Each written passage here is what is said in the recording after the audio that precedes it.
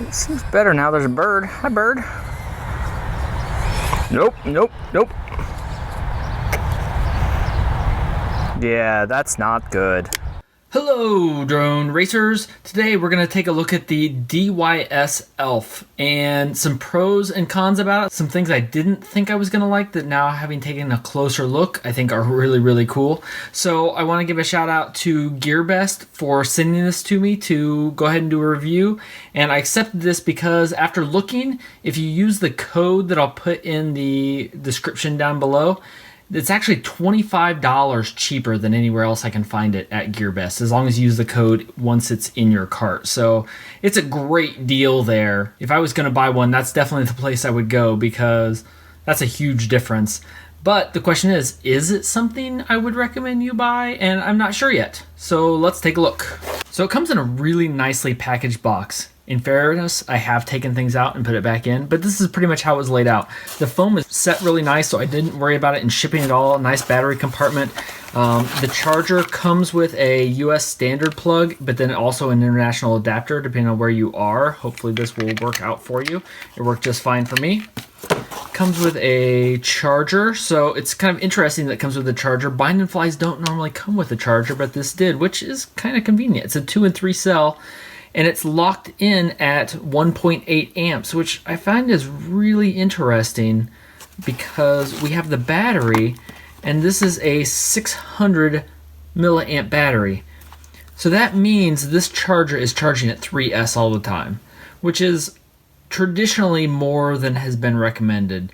Recommended if you want long life, and I want long life out of my batteries because I'm a cheapskate and I want them to last forever, is 1S. This is charging at 3S, and I think it's just kind of a case of people want things to charge faster and faster regardless of how it'll go. So whether you use this or not is up to you. I have used it for testing just to make sure it worked, and it worked really well. The battery has 2 connectors on it. Your traditional JST load balancing load, which is used to charge the battery in the 2-cell port here. And then I'm honestly not sure what this is. It's a JST-ish connection. It's almost like a smaller load balancing connection with just 2 wires. I don't know what it's called. I didn't really look it up. It's kind of interesting. I've never seen it before. It's kind of a good thing and a bad thing. More on that in a minute. We do get an extra set of props. Looks like we have 2 of each kind of props. So I don't know if that will be enough yet. Haven't really flown it to have any idea. And then we have the drone, which is really nice. It's really solid. One of the things, I almost didn't even accept this because I thought it was going to be really bad. I had seen the bottom picture and just saw these little carbon fiber arms that stick off of here and thought those are just going to snap off and break, and then it's going to be worthless. And I've seen several other drone designs where people are trying to make them lighter and lighter, and I think that's a really bad design. Once I got it, I realized the ducts are integrated completely into the frame, and this is really, really sturdy. This carbon's not going to break. These might be the weak point. I'm not sure how much of a hit they will take. There's not a lot of room around the propellers to move, but it's really well constructed. I'm really impressed with this model, the way it's put together. These are brushless motors. I didn't mention that. It's hard to see, but these are BE 1102 10,000 kV motors. So that's a really high kV brushless motor. Really, really high. That's part of the reason this is 2S only. This is not a drone you're probably going to be connecting 3S to, even though it is a 4-in-1 BL Heli S with D-Shot preloaded on it. I confirmed that a little bit ago. Comes with D-Shot 600 and 10 amp ESCs in this little thing.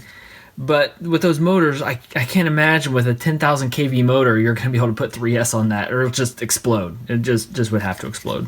So the camera is locked in position, you can see here, and it's supposed to be, they call it a 170-degree camera, meaning it's a 10-degree tilt, which is better than nothing. It's a little bit, but I think it might be really good for inside. I would like that to be adjustable with a little more tilt, but at least it's better than nothing. This did come with an FrSky receiver. I don't think it's an AC800. It acted just a little bit different when I tried to bind it.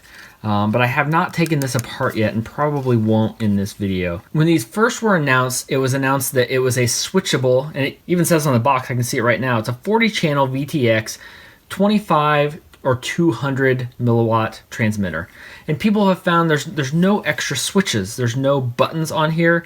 There's a boot button and there's a radio button. And there's no other switches in order to change the transmission. So since this has come out, people have figured out, you probably can't even see it there. I will try and circle it, but there's a little solder pad in there that is soldered over. And I'll show the graphics that someone has created in an RC Groups link. But that is soldered over, meaning right now it is 200 milliwatt. If you want it to be 25 milliwatt based on your country or something, or for whatever reason, if it's a policy where you race, you can break that solder connection and it will change it to 25 milliwatt instead of 200 milliwatt. I will probably leave it at 200. I like that. It works well for my backyard because it gives me lots of range that'll outrange the radio and the receiver. So I have already done a binding and setup video for this, and it should already be posted on my channel, but so I'm just going to give an overview of what's a little bit different here. Welcome to OpenTX. In case you don't need a complete overview of exact step-by-step, you do just need a model, and it's mostly exactly what you would expect. It is a D8, and then you bind it. And then, in this case, a little different than most of them, you actually need 4 switches to be set up. I set up SA as my arming switch, SF as my mode switch, which is only a 2-way switch. I'm gonna have to work on that. I think I really want this to be a 3-way switch. More on that on the Tyrannus video later after I review it. And then usually that's all you need on these little binding flies. In this case, I set up SD because you can control the OSD turning it on and off. And then even this little thing does have a buzzer in it, which is really nice because mine came in black and white, and I could very easily lose that. So I've got another switch. I set up this switch as my buzzer, which is the same thing I use on my big quad with my bigger radio. So that will set it up. And then the other problem is this came out of the box as AETR, I believe. And that's not going to work with your radio probably, which uses TAER. So you do need to go into Betaflight and change that under the radio modes, or else nothing's going to line up right. In this video, I'm assuming you know how to do that and you make that one change. If you don't know how to do that, click up here to link to the video that will show you the step-by-step guide for binding these together. So now we're all set up and ready to go. The next step is, how long does it fly? First question anybody asks when they don't know about quadcopters is, oh, how long does it fly? Well, let's find out.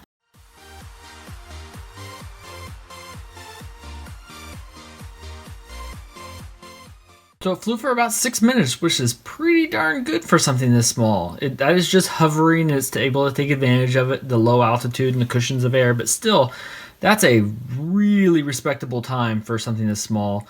At first, it was a little bit all over the place. I was trying to tune in the radio to get it, and then I wasn't able to get it so I could just set the radio down, but I was able to get it pretty steady, so it took very minimal input. So not the most stable that I've had, like compared to the Tiny 6 that we reviewed. That was ridiculously stable, but it did a really good job. So now I'm going to recharge the battery, and we're going to try an indoor flight. On that note, though, that's one concern I have for this already, is this connector. I still don't know what this connector is, and because of the way they made this to conserve space, you really can't get in there and change that plug. So I'm not exactly sure what I'm going to do. I'll see if you can buy other batteries for these. If so, I will link them below if you can get those already. But if not, it'd be nice. I like my batteries to be universal. So what I might do is actually take off this connector, permanently plug that in there, and put another connector on the other side here, an XT30 or something, or a traditional red JST connector that all the rest of my batteries that I've got, like this one from the King Kong 90 GT, it won't fit in there though. Yeah, it will fit in that space. It's a little small. I can almost fit 2 of them in there, which is really interesting considering, yeah, this is 600 milliamps. This is only 300 milliamps. That's not nearly enough. But if I've got another battery that would, the way this is connected, it might be really tough to get another battery in there. That's That's going to be a tricky one for this one. I think it is probably going to be sticking with the batteries that are designed for it. But we're going to charge it and see how well it flies and see if that makes it worth it. Okay, so we have a battery in place. We're going to do our first flights indoors just to see how this compares with some of the other drones we've flown inside. This should be a really good indoor flyer with a 10-degree tilt. We'll see if it's as terrifying as the Aurora 68 was, which if you saw that video, I probably ought to update because I made a couple adjustments and it actually flies really well inside, so I'm curious to see if this is actually better than that. So first thing we're going to do is check the Osd switch and see what it does. Right now we see we're disarmed, and if we switch, we're armed. That's good to see. We see battery power, we saw information for it, but I want to see what the Osd switch does. So we're going to flip that. So now, Osd switch. Okay, so if I flip that, it shows me in the upper left that I'm on stable mode. It shows me the center indicator and also an artificial horizon. So I'm curious if that's going to be different than some of the others, and the artificial horizon might be better. But let's arm it. We're still in stable mode. Inside, we are going to stay in stable mode the whole time for sure. Definitely, okay, so it's not running away from me. That's good. It's really easy to control. We're just going to do some slow indoor flights here first, just to see how it goes. I think I'm on the right video channel. I'm not 100% sure. The camera quality is really, really good. The focus is really good. I've got some breakups though, and that might be partially due to the fact that there is no circularly polarized antenna on this. It gets going quick though. It wants to go faster than I'm letting it. It's trying to go. So it has just a linear antenna on it because of the form factor. But that's both a good thing and a bad thing. Get a good look at the lights here. So there you can see... Oops. Whoa! Did not like that. Alright. So I'm barely giving it any gas at all. We'll also check the durability while we're at it. So like I mentioned, it's a linear antenna on the inside, so the video is not going to be as good. But it also makes it much more durable, which I think is a good thing. I'm pretty sure I could smash this thing around a lot inside here, and it's not going to have any problems. We might, after we're done doing all the testing on it, just kind of see how durable it really is. It is really stable though. That's a nice thing. So there, I have no stick input. Go down one notch. Yeah, I need to change this radio. This radio is new. It has the notches, and that's probably not the best way to fly drones because they're going from one to another. Can't find the right level. I need to change that out. But that's a radio problem and not a drone problem. But that's really stable with basically no input at all. Let's see. In the lower right-hand corner, I have a flight time, which is good. Showing me I'm at 2 minutes, which is handy. Let's see, I haven't really checked the artificial horizon. That's one thing in the Aurora. The artificial horizon was terrible. Oh, see, this is much better. This one actually works. Something's wrong on that one, and it shows you the gyro input and not the actual artificial horizon. It was pretty worthless, so this is much better. This artificial horizon actually functions, which will be good more tomorrow when we take this outside, which is the plan. So overall though, yeah, I really like the camera. Inside, there is a little bit of a problem with the linear antenna. Makes the video it's totally acceptable. Hopefully the DVR footage turns out as good as the live action footage is. But it's not great. It's definitely not as great as the ones with the circular antennas. But as I've said before, I kind of like the linear antennas just because it makes it... Here's what happens when my son's going to fly. He's going to go, oh, oh, and they're sleeping upstairs. That's probably not a good idea. Whoa, hello. Yeah, this thing is really stable. Really, really stable. I'm really impressed. I hope that didn't wake them up. It was late enough for me to get down here anyway to be able to get this to happen tonight. So where are we at? 3 minutes, 40 seconds, so we're a little over. So I'm going to turn off. Let's come over here for a second. Go to our typical hover location. There we go. So it says I'm still armed. So it still shows that I'm armed. I have the battery voltage in the lower left. 6.9 volts. That's still good. So there is without the artificial horizon, without the center point. I do kind of like being able to see the stability mode. I don't know. Oh, there we go. Low voltage. That was on a punch out. A little bit of a punch out. I need to take this upstairs so I can actually do more of a punch out test. See the voltage? It's a little low. Let's see. Where's the highest spot I can get in here? This room tallest? I think so. Low voltage. Oh, there we go. It didn't like that at all. So it's pretty much telling me it's done, which is alright. That's still not bad. 4.5 minutes for actually flying around to come into this disaster of a room. So there we go. Indoor flight. Definitely really good. It was really nice and stable. Okay, so we're going to try an outdoor flight now. I wanted to let you know that I did do a fail-safe check on this before flying it outside. That's always really important to do because if something happens, you don't want it to fly away. So we're going to try this first in stable mode. We are armed. And we're just going to test a... Ooh, the camera's a little jittery. Although it is, I should say it's pretty windy out here. But yeah, it's pretty shaky. I don't know if that's the PID's on default. So one thing to note, the artificial horizon does work on this, where it didn't work at all properly on the Aurora 68. Video is pretty good. We're in stable mode. We're going to switch to...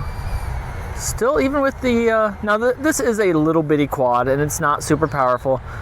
But I am getting a lot of jello out of it. Let's see how much speed we can get out of it. Whoa, whoa, whoa, whoa, whoa. Didn't like that at all. Oh, whoa, whoa, whoa, whoa. Whoa, whoa, whoa, whoa. Disarmed. That was not good. Not good at all. Okay, so I did mention it's windy, but it's not that windy. Not enough I would expect it to fall out of the air. Also, one quick thing I just found, if you arm it and then disarmed and it goes to the screen, if you go full throttle and then down, it does turn off that screen, which is handy to know. So we're just gonna try it again and see if it happens again.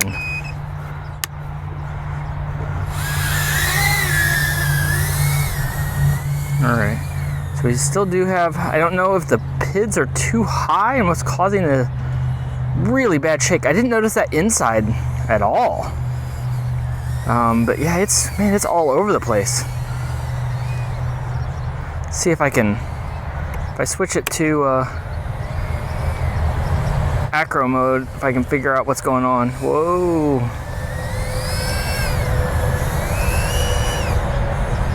Low voltage on full throttle.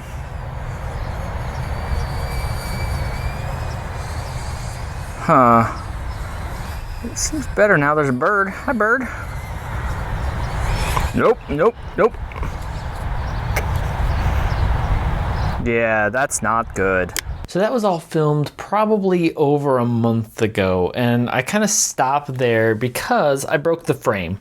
I glued it and it kind of worked, but I also broke the outside plastic frame. I also broke the carbon fiber frame down here, and at the time there were no replacement parts, and I hated to just post that this thing was bad because I really don't think it is. I think it's okay. I think indoors, this might be one of the best flying drones I've used. This might be my pick for the best indoor drone because it flies really well. It's fast, it's fun, it is really sturdy even though I broke it outside. What I was waiting for has finally happened is now you can get replacement parts. I have a replacement frame coming for this, I have a replacement frame for this, and what's interesting is the prices vary all over the place. So I actually ordered one of them from Banggood and the other from GearBest just because the prices were like $4 or $5 different for each part on each site. So I ordered the cheapest part from each site. So I'll link those down below with where I got it. It's like the frame was $3 on one side and $8 on the other, and the plastic part was like $3 on one side and $8 on the other. So I don't know if that will be true forever or if one of them just has their prices messed up, but for now, you can get replacement parts if you need them.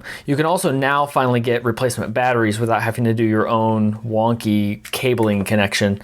So if you want replacement DYS batteries for this, you can get them. So I will link all this down below below. Because of that and the parts are available, I do think this is a viable drone. I think it's really nice inside. I probably wouldn't recommend flying it outside. I think the problem is probably a prop that's out of balance that's causing it to vibrate on me. Should be a pretty easy fix. So if you found this useful, give us a like and comment down below with, is this worth giving a second shot? I know several other people have reviewed it and it's been good, or should I take these components and just put them on something else? Will that even work? I don't know. These motors can definitely be reused because they look pretty sweet. And until next time, remember, don't use a proprietary battery connector on your drone.